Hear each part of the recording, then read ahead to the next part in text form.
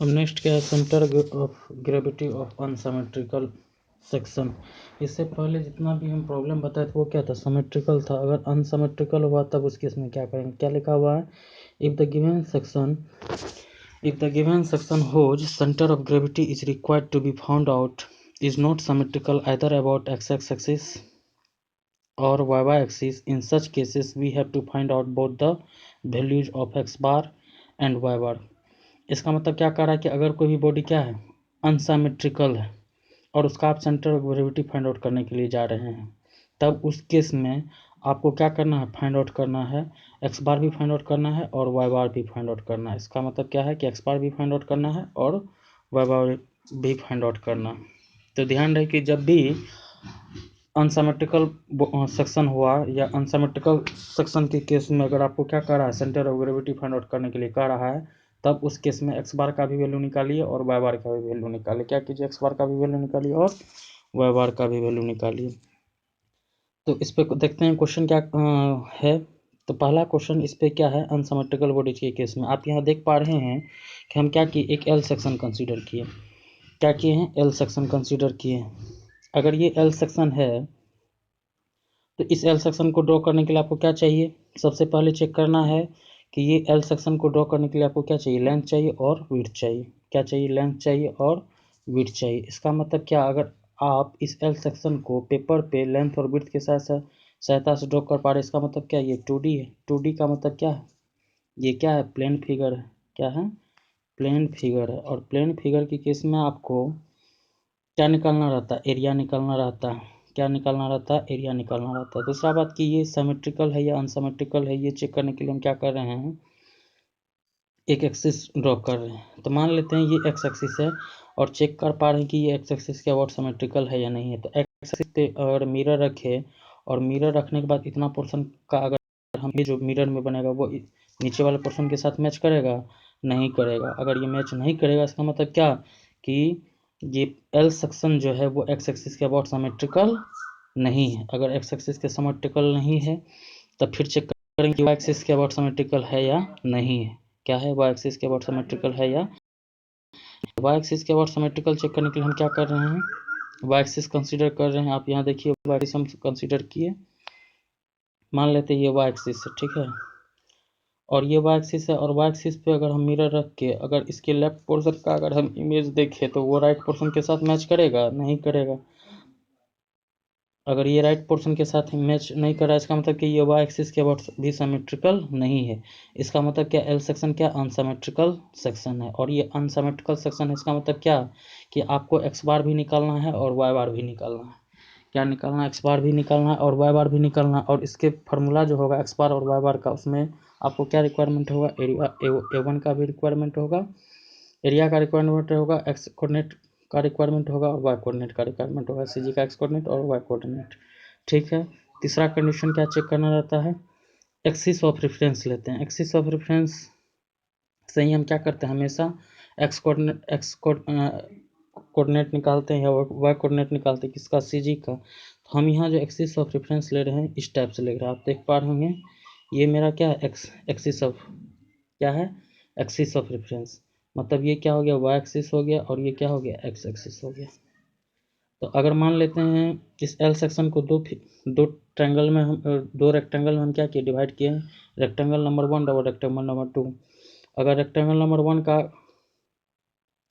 का अगर हम क्या करें, एनालिसिस करें, तो रेक्टेंगल नंबर 1 का अगर एरिया कहेगा निकालने की, क्या हो जाएगा, 100 गुना 20। तो हमको एरिया पता चल जाएगा, यानी 100 mm इंटू 20 mm करेंगे तो कितना हो गया, ये 2000 mm स्क्वायर हो गया एरिया। अगर आप तो इस रेक्टेंगल नंबर 1 का सी जी का कोऑर्डिनेट निकालना, एक्स कोऑर्डिनेट भी निकालना है और वाई कोऑर्डिनेट भी निकालना है। क्यों, क्योंकि ये क्या है, सिमेट्रिकल नहीं है किसी भी एक्सिस के ओर। ठीक है। तो अगर हमको अगर इस मान लेते हैं इसका सी जी यहाँ पे लैग कर रहा है, सपोज डेट, तो अगर ये सी जी लैग कर रहा है तो यहाँ से ये जो डिस्टेंस आप अगर बताते हैं तो वो क्या हो गया, वाई वाई कोऑर्डिनेट हो जाएगा सी जी का। अगर यहाँ से डिस्टेंस फाइंड आउट करते तो ये क्या हो गया, एक्स कोऑर्डिनेट हो गया। और यही कार्टेशियन फॉर्म ऑफ कोऑर्डिनेट में आप मैथ में पढ़े होंगे किस टाइप से निकालते हैं। तो ये ध्यान में रहे कि हम यहाँ जो है एक्सिस ऑफ रेफरेंस इसको कंसीडर कर रहे हैं, क्या कर रहे हैं, इसको कंसीडर कर रहे हैं। ठीक है। तो अभी हम सोल्यूशन स्टार्ट करते थे। अगर 1 का अगर हम यहाँ एरिया निकाल रहे हैं तो रेक्टेंगल नंबर 1 का एरिया क्या हो जाएगा, A1 इक्वल टू 100।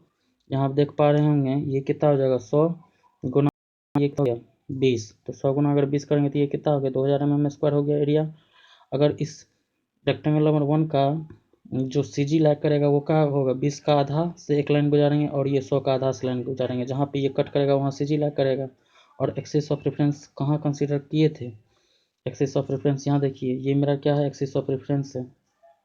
अगर ये एक्सिस ऑफ रेफरेंस है तो यहाँ से यहाँ तक का डिस्टेंस कितना हो गया, अगर ये 20 के आधा से गुजारेंगे और ये 100 के आधा से लाइन गुजारेंगे, मान लेते यहाँ कट किया तो यहाँ से यहाँ तक का डिस्टेंस कितना हो गया, 20 का आधा कितना हो जाएगा 10। मतलब क्या कि ये जो है इस रेफरेंस लाइन से 10 mm पे क्या होगा, कोऑर्डिनेट नंबर 1 का एक्स जो फिगर नंबर 1 का जो है CG लाइक करेगा। उसी तरह से अगर y बार निकालना है तो y बार निकालने के लिए क्या करना पड़ेगा, यहाँ से यहाँ तक का डिस्टेंस, तो ये पूरा का पूरा अगर 100 है तो ये कितना हो जाएगा 50 हो जाएगा, कितना हो जाएगा 50 हो जाएगा, जो कि आपको यहाँ देख रहा होगा। यहाँ देखिए y एक्सपोनेंट अगर निकालेंगे तो 20, तो ये कितना हो गया 10 mm हो गया। और अगर y1 निकालना है, इसका मतलब यहाँ से अगर डिस्टेंस यहाँ का निकालना है तो ये कितना हो गया, ये क्योंकि ये कितना 100, तो 100 के आधा से लाइन गुजारेंगे तो ये कितना हो गया 50। तो y1 इक्वल टू क्या होगा 100/2 इक्वल टू क्या होगा 50 mm, यहाँ आपको दिख रहा होगा। उसी तरह से अगर रेक्टेंगल एरिया निकालें तो रेक्टेंगल नंबर 2 का एरिया कितना हो जाएगा, आप यहाँ देखिए रेक्टेंगल नंबर 2 का हम एरिया निकालें तो ये कितना हो जाएगा, यहाँ देखिए ये अगर 20 है तो ये भी 20 हो जाएगा। मतलब ये पूरा का पूरा कितना है 80 है, तो 80 में से 20 चला गया तो कितना हो गया 60। इसका मतलब यहाँ से यहाँ तक का डिस्टेंस कितना हो गया 60, और ये कितना हो गया 20। तो अगर इस दोनों को गुना कर देंगे तो रेक्टेंगल नंबर 2 का हमको क्या पता चल जाएगा, एरिया पता चल जाएगा। तो 60 गुना 20 कितना हो गया 1200 mm² एरिया हो जाएगा। कितना हो जाएगा 1200 mm² एरिया। तो वही आप यहाँ देख पा रहे होंगे कि रेक्टेंगल नंबर 1 का जो एरिया निकाला वो क्या किया 80 में से 20 घटा दिए, तो ये 80, ये पूरा कितना है 80 है, इसमें से 20 घटा देंगे तो ये यहाँ से हमको यहाँ तक का डिस्टेंस पता चल गया 80, और ये कितना है 20। तो 80 गुना 20 कर रहे होंगे तो 80 माइनस 20 इंटू 20 करेंगे तो ये कितना हो गया 1200 mm² हो गया। अब ये इसका एक्स कोऑर्डिनेट निकाल रहे हैं। एक्स कोऑर्डिनेट का मतलब क्या कि आपको क्या करना है, रेफरेंस से, तो ये मेरा रेफरेंस था तो यहाँ से यहाँ तक का डिस्टेंस कितना हो गया, तो ये पूरा का पूरा 20 प्लस 60 का आधा, तो इसका आधा और इसका आधा, तो ये दोनों कटेगा तो ये कितना होगा CG लाइक करेगा, तो ये कितना हो गया 60 का आधा कितना हो गया 30 और प्लस ये 20, तो कितना हो गया 50। तो आप यहाँ देख पा रहे होंगे, हम क्या किए 20 प्लस 60/2, तो 60/2 का वैल्यू कितना हो गया 30, 20 कितना हो गया 50 mm। तो यहाँ आप देख पा रहे होंगे 50 mm, यानी कि रेक्टेंगल नंबर 2 का जो CG का जो एक्स कोऑर्डिनेट होगा वो 50 mm होगा। फिर से हम यहाँ बता रहे हैं, देखिएगा गौर से, ये 20 है और ये अपना फिगर इतना पोर्शन का है, तो इसका अगर हम निकालेंगे तो यह क्या हो जाएगा मिड पॉइंट पे, तो ये कितना था 60 था, तो 60 का आधा ये क्या होता होगा 30 हो गया, तो 30 प्लस 20 कितना हो गया 50 हो गया। तो x2 का जो है वैल्यू कितना हो गया 50 mm हो गया। एंड अगर y2 को अगर निकाले तो y2 निकालने के लिए क्या करना पड़ेगा, यहाँ देखिए, तो y2 के लिए आपको यहाँ देखिए फिर से हम दिखा रहे हैं, y2 निकालना है तो हम एक्सिस ऑफ रेफरेंस किसको कंसीडर किए हैं, इसको कंसीडर किए। यहाँ से यहाँ तक का डिस्टेंस क्या हो जाएगा, इसके आधा पे होगा, तो 20 का आधा कितना हो गया, मतलब इस 20 के आधा से जो लाइन गुजारते हैं वहीं पे CG लैग करेगा, तो यहाँ से इस एक्सिस ऑफ रेफरेंस से इस लाइन के बीच का जो डिस्टेंस है वो कितना हो गया 10 हो गया। क्या हो गया 10 हो गया। तो वही हम किए हैं, तो 20/2 करेंगे तो क्या हो गया 10 mm हो गया। इसका मतलब y2 का वैल्यू 10 mm हो गया।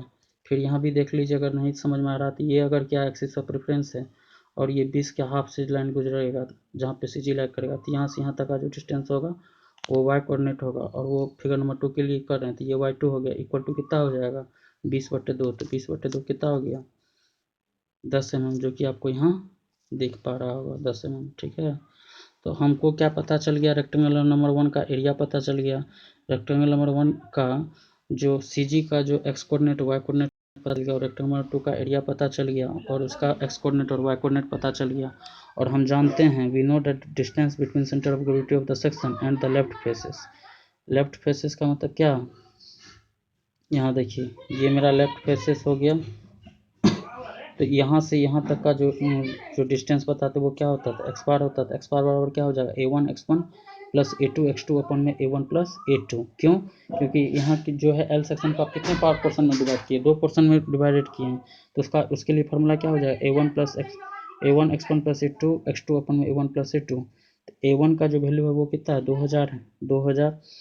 x1 का जो वैल्यू है वो कितना है, 10 है, तो गुना 10 प्लस, यहाँ प्लस का साइन है तो प्लस, और यहाँ देखिए प्लस का साइन है तो प्लस, और यहाँ देखिए, और A2 का जो वैल्यू वो कितना है, 1200, और x2 का वैल्यू कितना निकालें, 50। तो ये 50 गुना 50 अपन में 2000 प्लस 1200 कर देंगे, तो ये कितना हो गया, 50 mm हो गया। इसका मतलब क्या कि इस लाइन से जो इसका जो सी जी ला करेगा 25 mm पे सी जी ला करेगा, मतलब इस एक्स ये जो आपको ये जो एक्सिस ऑफ रेफरेंस कंसीडर किए हैं लेफ्ट फेसेस से, वहाँ से जो 25 mm पे क्या होगा, इस एल सेक्शन का सी जी ला करेगा। Similarly distance between centre of gravity of the section and bottom faces का मतलब ये यहाँ से कितना डिस्टेंस पे सी जी ला करेगा ये निकालना है। इसके लिए हमको ये क्या है बताता वाई बार, तो वाई बार बराबर क्या हो जाएगा, A1 प्लस A2 अपन में A1 प्लस A2। A1 का वैल्यू कितना है, 2000 गुना Y1 का वैल्यू कितना है, 50 प्लस A2 का वैल्यू कितना है, 1200 गुना Y2 का वैल्यू क्या है, 10। यहाँ देखिए आपको 10 दिख रहा है, इसको अगर गुना कर देंगे अपन में 2000 प्लस 1200 कर देंगे तो क्या हो जाएगा, 2000 प्लस 1200 तो यानी कि 3500 mm। इसका मतलब क्या कि इस बॉटम फेसेस से इस एल सेक्शन का जो सी जी लैग करेगा वो कितना पे करेगा, 35 mm पे करेगा। कितना पे करेगा, 35 mm पे करेगा, 35 mm पे करेगा।